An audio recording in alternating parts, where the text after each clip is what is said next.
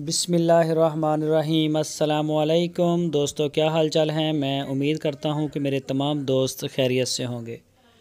दोस्तों, अहमद हसन भाई आपके लिए लेके आए हैं जोड़ी गाय की। बड़ी सस्ती जोड़ी लेके आए हैं गाय की। एक गाय के साथ बच्चा है। ये माशाल्लाह बच्चा चेक करें, बच्चा भी संभला हुआ है और एक के साथ नहीं है।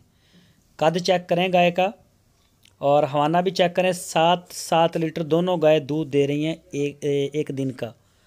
एक दिन का यानी कि 2 टाइम मिला के ना 7 लीटर दूध होता है टोटल, एक गाय का और साथ ही दूसरी गाय का।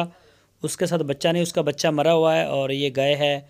इसे आपको अच्छा सिमन करवा सकते हैं, साथ बछड़ा भी है। ये देखें जी माशाल्लाह। कोई भी दोस्त ख़रीदना चाहे तो अहमद हसन और मोहम्मद हुसैन साहब के साथ रब्ता कर सकते हैं।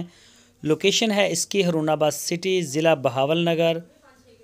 तो दूसरी गाय भी आपको दिखाते हैं।